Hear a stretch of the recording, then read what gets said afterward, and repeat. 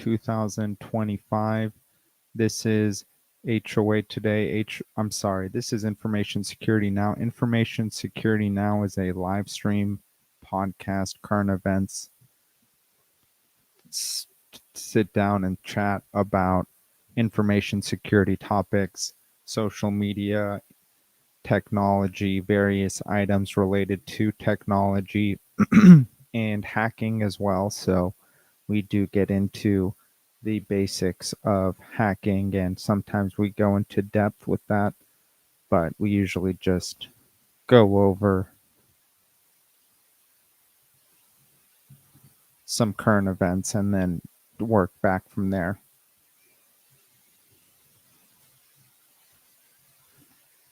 And for today, we will start with cyber criminals claim hack on Asahi Group, killing a ransomware group, track record of intrusions against major entities, claimed responsibility on Tuesday for a hack on Japan's Asahi Group Holdings, which disrupted production at the beer and beverage giant.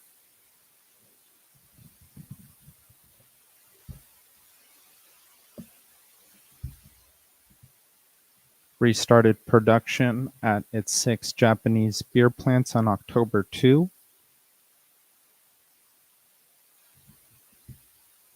And stated it first had been hacked on September 29. Killen posted 29 images to its website of internal Asahi Group documents. More than 9,300 files, 27 gigabytes.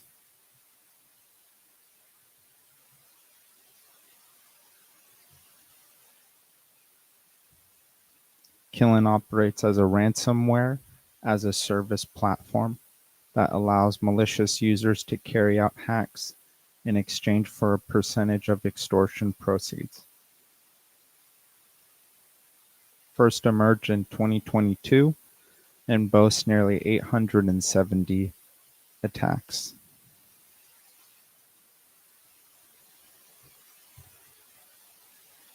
One of the most aggressive ransomware operations currently in circulation.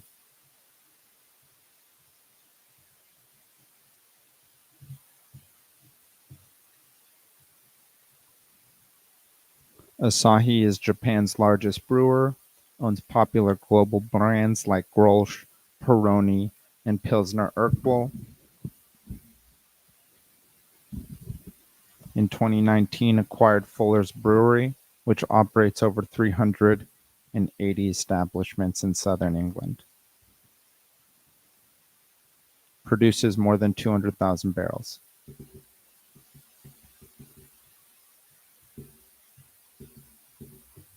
Suspended production in over a dozen Japanese factories.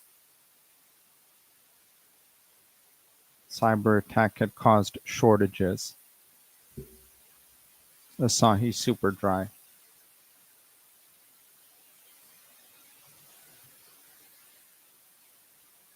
Domestic operations were disrupted by a system failure that stemmed from a cyber attack. Launched an investigation into the attack and was working to restore impacted systems.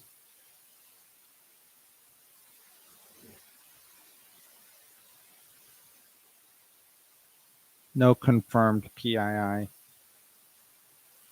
And it's interesting to consider as we speak about various information security incidents, the wide range of information security breaches, vulnerabilities, bad things that are a result of what happens.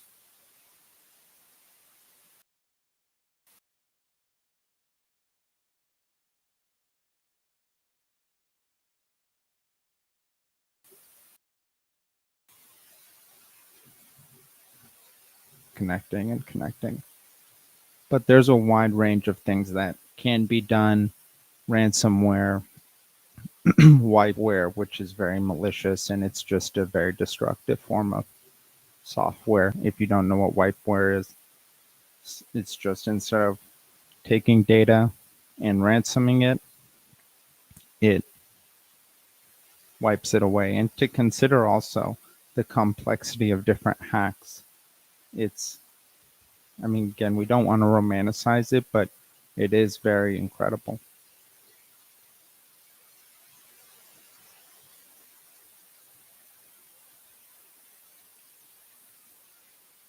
Japan has continued to become an attractive target for cyber criminals. One of the reasons for this also is 30.3% of all Japan's small and medium-sized companies, nearly 42% of large corporations have experienced a cyber hack.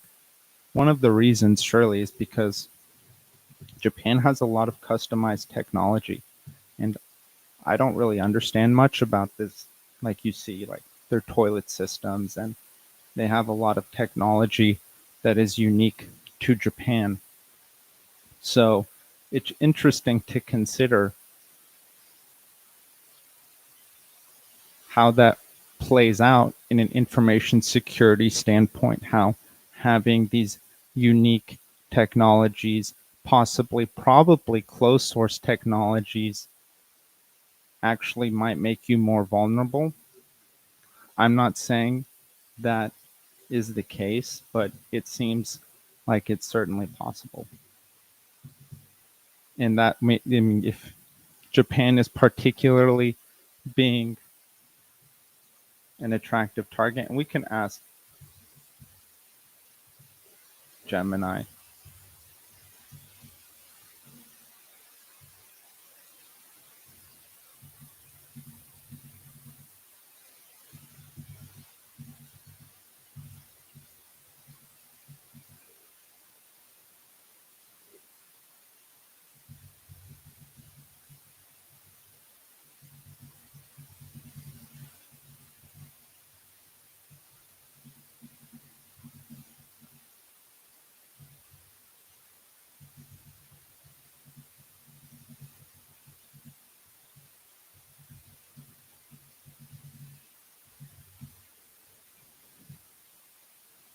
So what I said, I just read Japan is an attractive target for cyber criminals and made the assumption, you know what they say about assuming, it is due to their unique technology, which is possibly closed source and niche.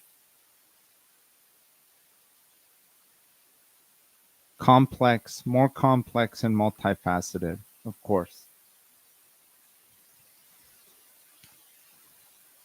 Involves a combination of economic, geopolitical, cultural, and infrastructural factors.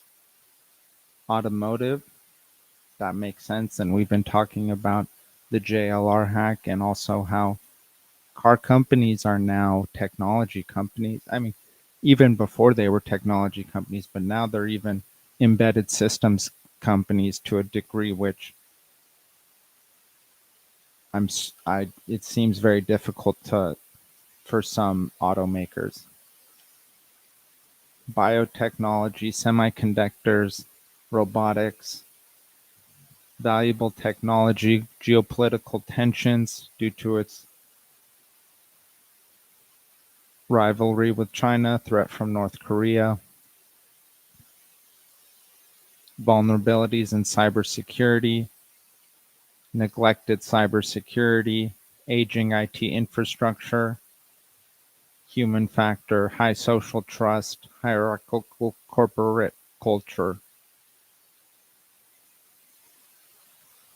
And Japan plays a crucial role in the global supply chain. So maybe I'm not correct in that. Maybe I'm not correct. I would not be surprised.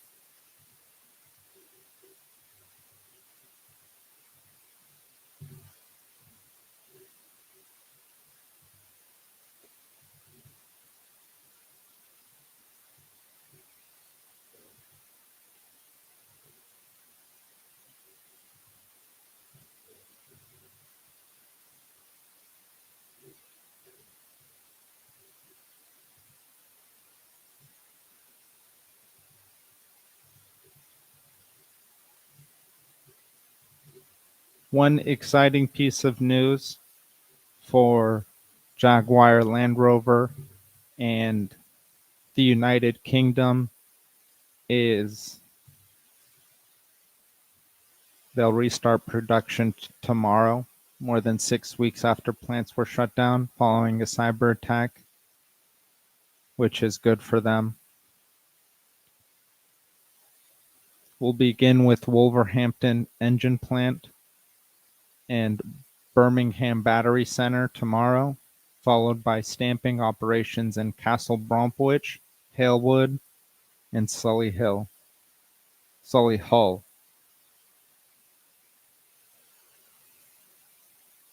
Solihull Body Shop, Paint Shop, and Logistics Center.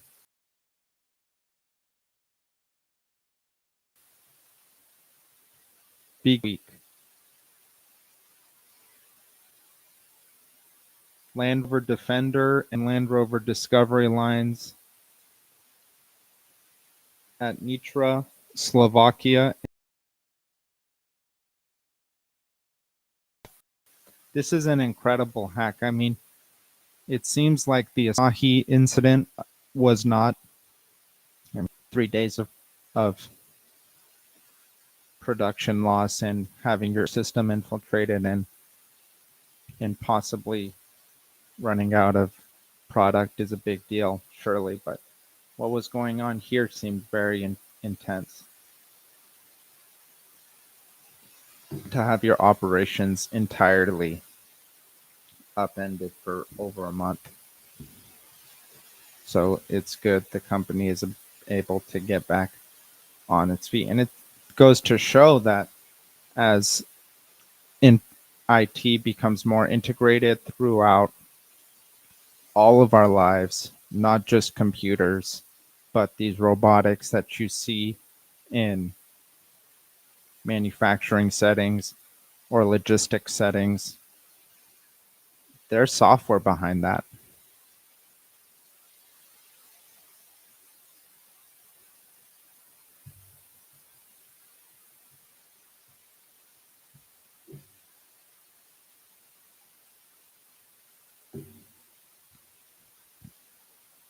Shut down its internal computer systems in an effort to protect data from being stolen. Shut down at all its global plants, created issues with parts ordering and stifled retailers.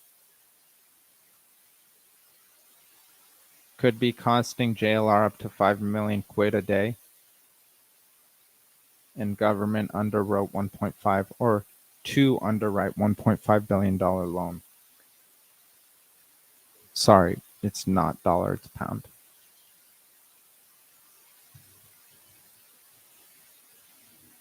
Around 1,500,000 people are employed by some 700 British firms that supply JLR.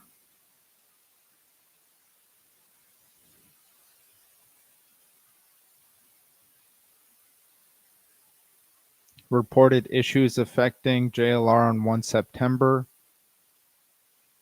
Combat the hack began shutting down its systems on 2 September and has not produced any cars globally since, and today is 7 October,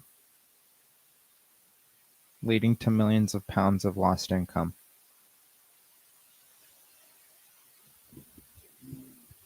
And then the hackers claimed responsibility on 3rd September. Same group for multiple British cybersecurity intrusions. And it's interesting to also consider what can I say? The universality of all of these cyber intrusions. You could have your Instagram hacked, and that's a huge deal. A company can have their operation set disrupted for an entire month, and that's a huge deal. Very wide range of possibilities in the domain of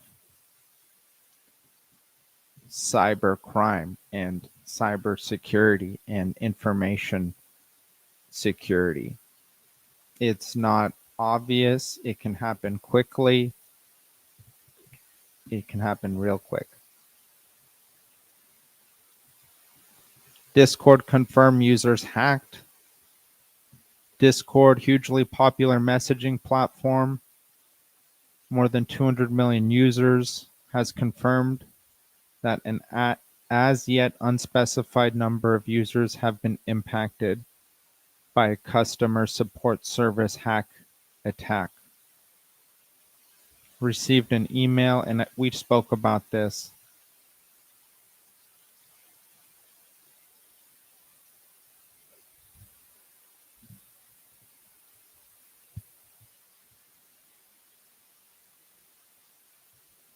It was actually the same cybersecurity.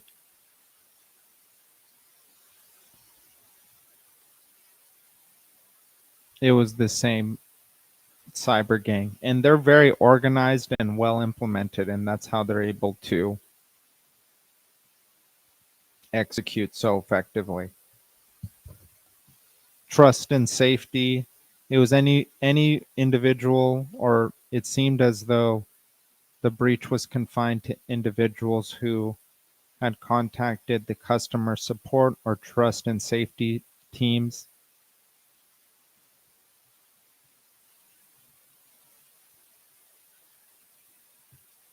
And it did not actually have Discord user information.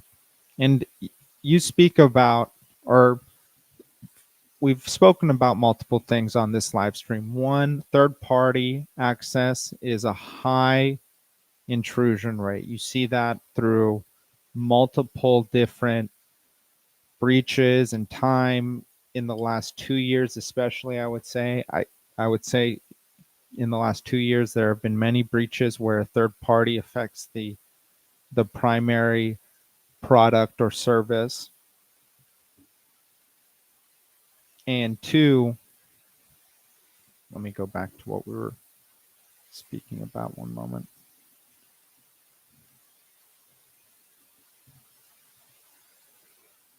There are layers of security depending on the data, depending on the system portion, and understanding that, seeing software and hardware as extensions of a system and understanding how those systems interoperate is critical. And there are many frameworks to do that, and those frameworks are good and important to understand. Not to say that I've understood all of them,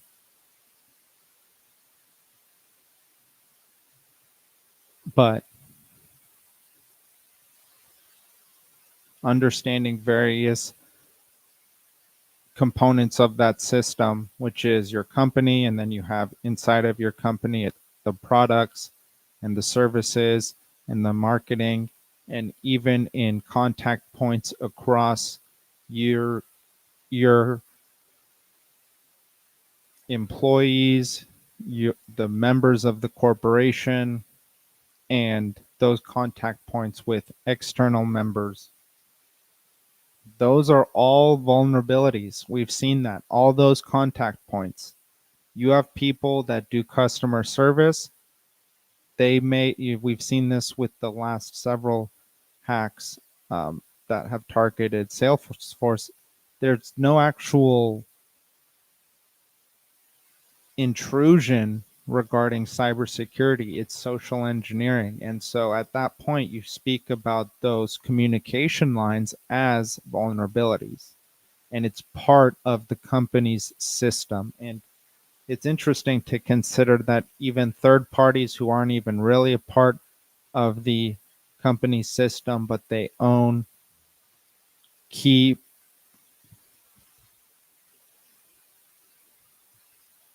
operation sets or whatever it may be within the company's product and services output,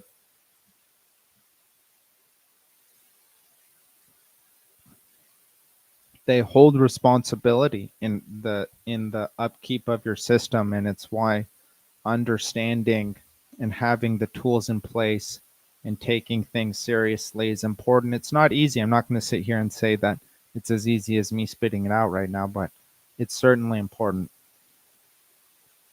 If you haven't received an email from Discord, then you are fine. And the reason I got into the components of the system, of the software system, is because, again, this was about individuals who contacted, let me find it,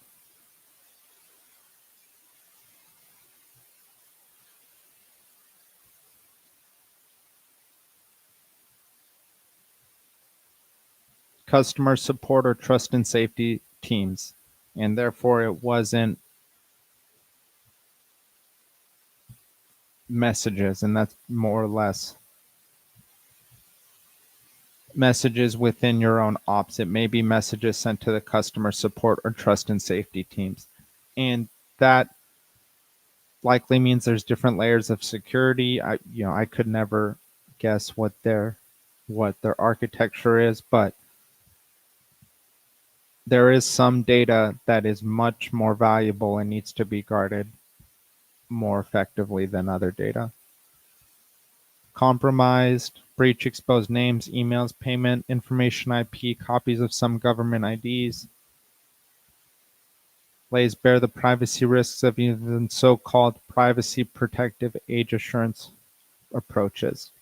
And it's important to understand some issues are so huge it's very difficult to accept, but it's important to recognize the range of possibilities and defend yourself effectively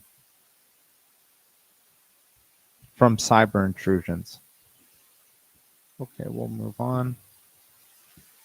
Google launches AI bug bounties, earn up to $30,000 if you can hack Gemini.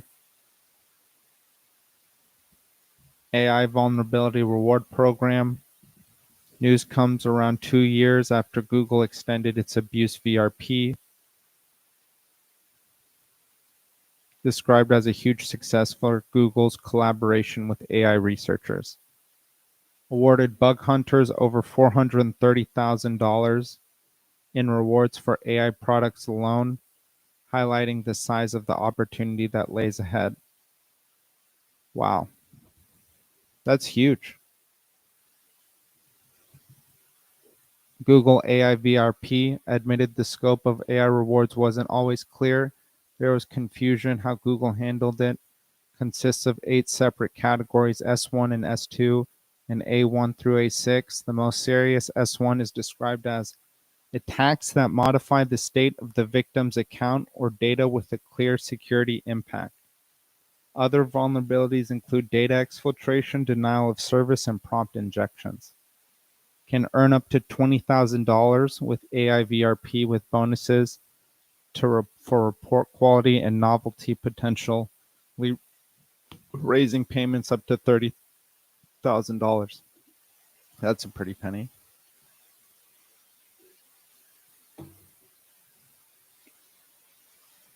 Wow.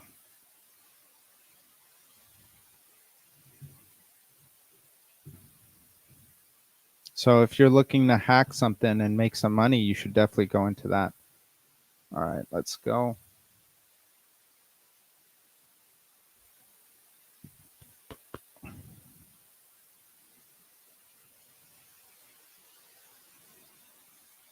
FEMA and CBP confirmed that the agencies experienced a widespread breach over the summer, which lasted several weeks. Hacker gained access to a deep level within a FEMA computer. Reportedly first compromised on June 22, breaching the Citrix virtual infrastructure within FEMA by using compromised login credentials.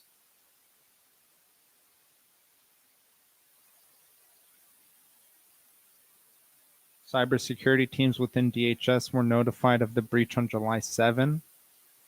A week later, July 15th, the threat actor gained high-level access via another compromised account. Wow. Install virtual networking software.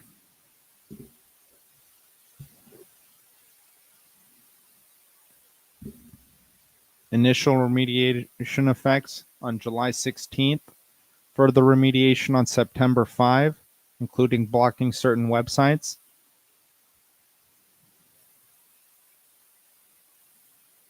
Exploited the Citrix bleed vulnerability in an unpatched version of the Citrix Nextscaler software, which is commonly used for VPNs and other network gateways. Failed to properly secure the data. Unfortunately, not common.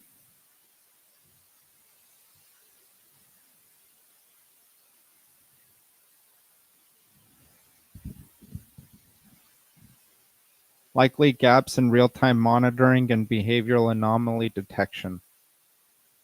The fact that the attacker gained deep access to a FEMA environment that supports critical emergency operations is alarming. Length of the breach and failure to act is seen as a significant concern. Yes.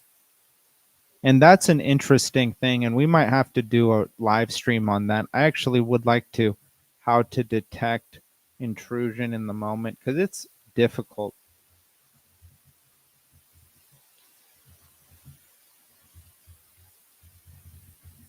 And it's not obvious to understand something like that. And the scale of it and the entire range of your susceptibility is not obvious, of our susceptibility. Okay, we'll move on.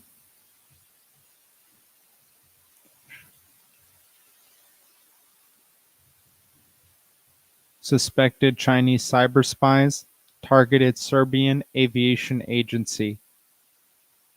China-linked cyber espionage campaign has targeted the Serbian government. And this is, again, what I was speaking about. You can have things, government, and we spoke about it with that FEMA and CBP. You have government, you have private industry, you have individuals, and it's such a unique and I would say, nearly non-human way of dealing with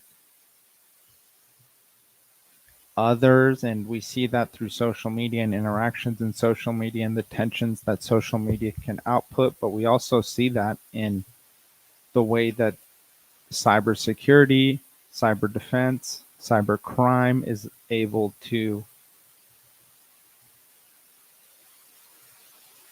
kind of do what it does. And most people, I would say, I'm not, but it seems as though most people don't understand the entire landscape. They may understand phishing concepts and spam after years, but again, these new AI platforms and the way Sora, let's talk about Sora.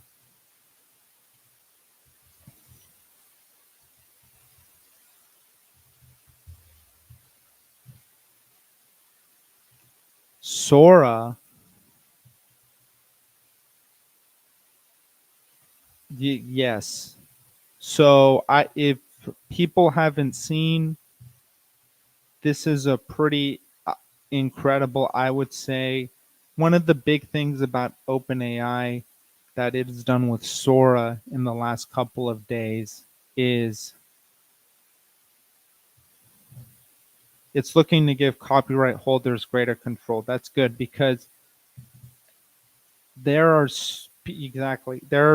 videos of Stephen Hawking doing that he's going up on the skateboard half pipe, and it's incredible. It's crazy. I know that I believe their bandwidth is not permitting people who are currently alive, and they only allow people who have deceased to be quote unquote placed in the videos. But what a crazy thing, because that's OpenAI. And The thing I don't know if people, again, we get into the compartmentalization of like systems and products and understanding where OpenAI fits in versus where NVIDIA fits in versus where, I mean, you can go as deep as the manufacturers. I'm not going to. Let's just stick with the system that is in production, and understanding someone could buy GPUs from NVIDIA and output those to do whatever, to not have these controls. And I think we hear it's going to be interesting to get into protection laws and seeing how that works out, because we are already seeing some pretty incredible videos. I think Mr. Beast yesterday or 2 days ago put out a memo saying he's, it's a little worried about the state of creation and content creation with AI coming.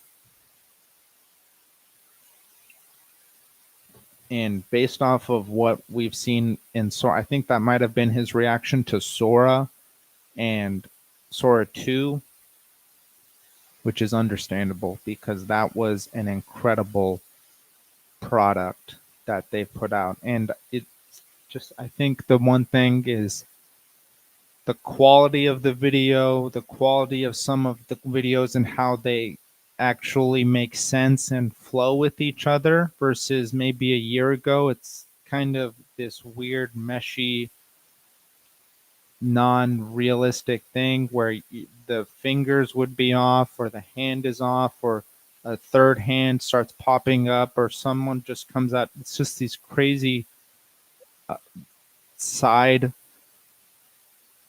not sure what to say. Those must be hallucinations. Those must be visual hallucinations. We speak about hallucinations in terms of AI speaking hallucinations, but those actually, at least how I see them, are hallucinations, visual hallucinations. So these hallucinations, it seems like the visual model that is outputting these videos hallucinates a lot less, noticeably less, to the point where most people who view these videos see them as something that are